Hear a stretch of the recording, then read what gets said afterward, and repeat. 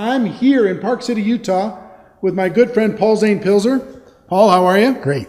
Paul invited us to his home, magnificent, interesting home up here in the mountains. And we just finished an interview for the network marketing documentary that's coming out the end of this November. And Paul's actually going to be at the event speaking as well. He's going to be just coming off a tour in China.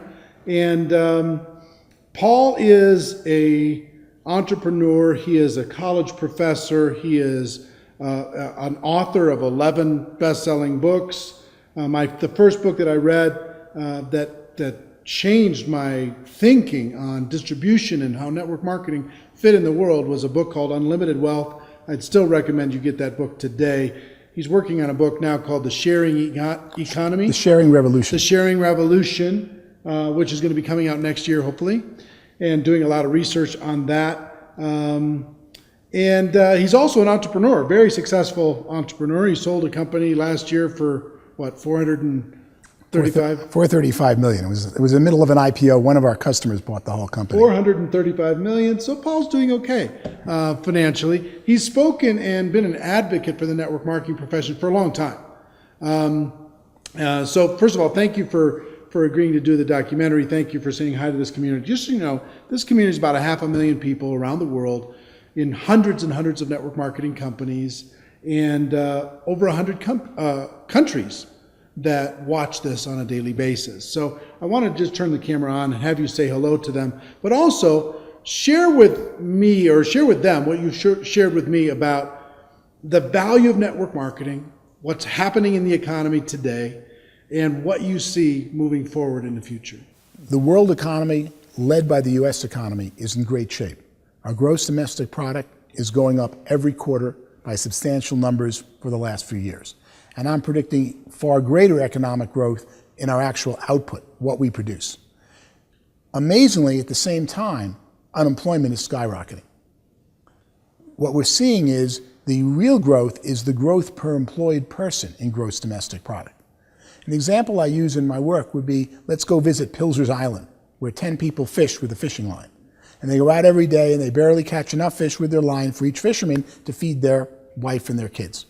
And all of a sudden, new technology shows up, a missionary with a net.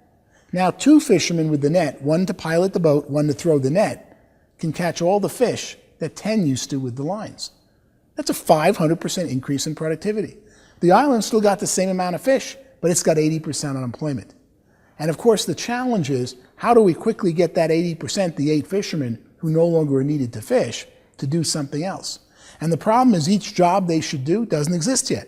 One becomes a teacher. They never knew you could hire a teacher. They thought you have to teach your own kids. One becomes a doctor. He takes care of sick. I thought you only take care of your own kids when they're sick. One becomes a roofer. They don't just fix the roof. He becomes a specialist at learning how to keep their huts from leaking. All of a sudden, the economy grows a major amount, 500%, with roofing, with teaching, with medicine on top of the fish. But notice, none of those jobs existed until the unemployment occurred, the 80% unemployment from the net. And that's where we are in the world today. Let me ask you a question on the unemployment. You say unemployment skyrocketing, but the reports, if you look on the news, they say unemployment's going down. Well, that's because we changed the definition a few years ago of unemployment. In the United States, if you haven't found a job for 6 months, we don't count you as looking. We say you're no longer on the unemployment rolls. So we really have, in the order of 30% by my numbers, of the U.S. population unemployed or underemployed, doing some token, 30%. Doing some token job. And that's just looking at the people who are out there producing value and going to work. And you see it all the time. You know, look at the government's number of 7% unemployment, because they're only counting the ones who are less than 6 months unemployed, right? And if you look close at that, you go, it doesn't fit my reality. Take a list of, I like to take the list of the 24 little homes in the block I grew up on. Where are they now? And who's unemployed at 50 years old? Or do the unemployed list of your relatives, of your cousins, or take some body of population, not based on where they work, and look who's unemployed. And you'll see 30% of the people in your life would love a job, would be working, but aren't finding something. Or would love a better job. Absolutely. Maybe they're working part-time somewhere. Not what they would call fully employed or utilized. Yeah. And then what we see is that those who are employed are making more money than ever before. We see that right now when you go to book an airline seat and they're all filled up. at prices 40, 50% above 5 years ago. We see that whenever you want to go to a certain restaurant or buy the newest car. They're all producing them, but you have to wait for it. So those who are doing well are doing better and better than ever before, and they're about 50, 60% of our economy. The challenge and crisis is, what are we going to do worldwide with the people who are laid off because we no longer need vinyl records or digital CDs or CD-ROMs or all these new things as technology keeps changing, and we find better ways to do things more efficiently. Or Uber's so much better way of getting somewhere in a town than using a taxi, but someone's got to go retrain the taxi driver how to own his own car, take it clean, and become an Uber entrepreneur. Or Airbnb is a certainly much, much better way to go stay in a city than some horrible hotel room where you got to wait in line and check in, and you don't know who you're asking, and everyone's trying to sell you something at every time, and a cup of coffee is $8, than staying with some friend of yours. In fact, one of my employees just recently, I asked who uses Airbnb. Girl raised her hand. I said, how do you use it? She said, I rent out the couch in my studio apartment. And I looked at this young girl and I said, you feel safe renting out a one-room apartment studio? And you feel safe renting the couch? Yes, I only rent it to graduates of Oberlin College. I go, why Oberlin? Well, they like music. It's a great music school. And I went there. And when they tell me who they are, I check out on the web. I sign in as an Oberlin alum, and I see that they're really who they are. And then we usually have a lot in common because they're often from the same class. What a great world. Have a fascinating guest this weekend, and she pays for 110% of her rent by renting 10 days in a ski town, the couch in her studio apartment, to someone who went to college that she may or may not have known before. We see so many improvements in the world due to technology happening fast. But the scary thing is, what are we going to do with the unemployed? And that, of course, brings me to why I love network marketing so much. And love is really the right adjective here. Because only network marketing goes out there and says your employment past doesn't determine your economic future. Only network marketing says, you convince me you really want this, I'll take the chance and hire you. But I wouldn't hire you as an employee coming up with the money and the forms and having to pay you whether you produce or not. I'm going to hire you, but you're only going to make money if you listen to me and we train you together and we work and can succeed. So only network marketing has the opportunity to offer opportunity to so many people who have fallen off track. And that is unemployment, particularly the unemployment caused by structural unemployment, that's changes in technology, is the greatest crisis facing the United States and the developed world today. Because eventually, when you hit 60, 70% unemployed, you're in big trouble. Saudi Arabia has 90% unemployment because they pay people for not working and they import all their labor, and they become the hotbed for spawning so many bad activities and bad formats. We're right behind them unless we find ways to retrain people who are displaced by technology, and network marketing leads the way in making that happen. So tell me what you think about the future of network marketing. As we retrain these people, new skills, entrepreneurial skills, we teach people how to be entrepreneurs, take charge of their life, run their own life, get away from that job if they want to, have that extra income, build a career. What do you see as the future? Well, ultimately, the companies that succeed today in network marketing, while they think it's their product or something that's unique, what they're really succeeding at is intellectual distribution, distributing information about a product or service that will improve your life. Original network marketing was carrying goods, distributing when there wasn't UPS, there wasn't the post office, and you had to take them out of your trunk and lug product all over the place. Today, network marketing, virtually every network marketing company, is really about somebody teaching something else to someone, teaching a better method to someone, a better product, a better business way of doing business.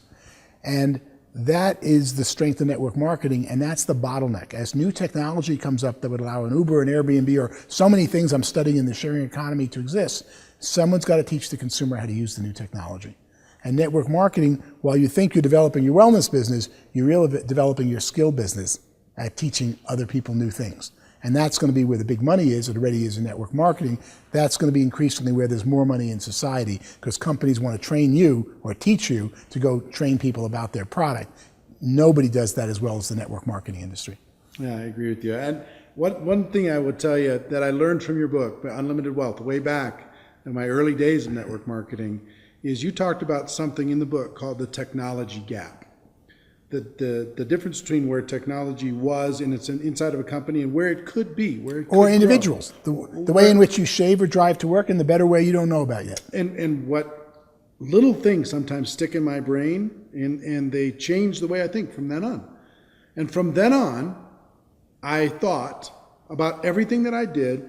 Where was I on this skill, my personal skill on finding people to talk to about my business? Where was I, and where's the best? What's the best there is? What's the blue chip standard?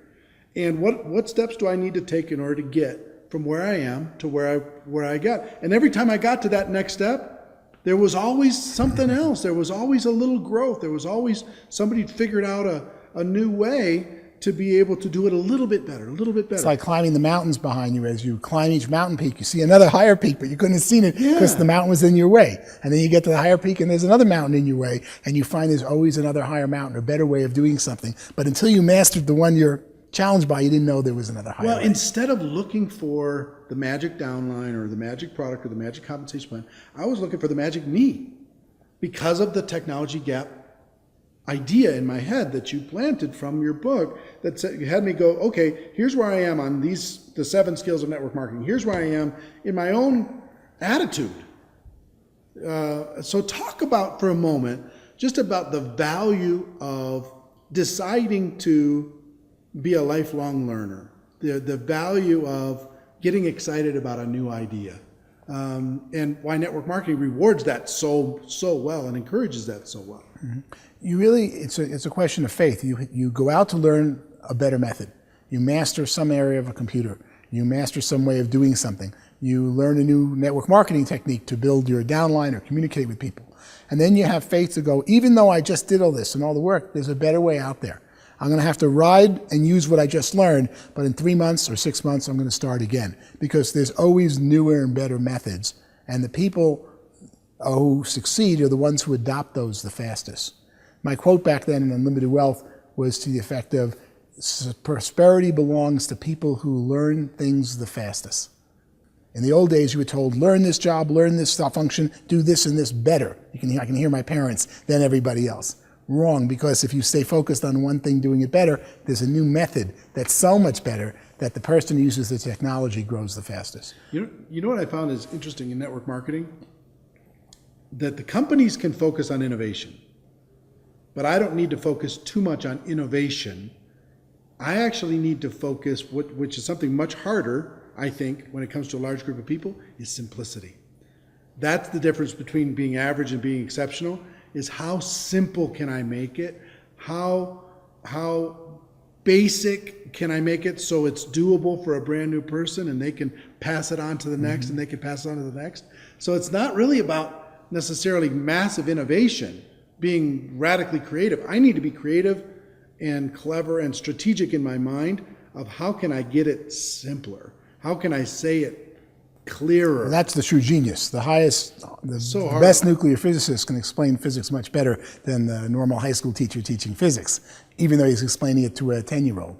And if you practice teaching, as you and I both have young children, practice teaching things to children in the 8 to 16-year-old range, that's when you learn you really know it. I keep going back to the drawing board when my children ask me questions about economics or politics, and I go, oh, no, I really can't explain it yet. And I go back for hours to go get a 5-minute explanation for them of something I thought I know. Only when you can teach it to a 12-year-old do you really understand the subject.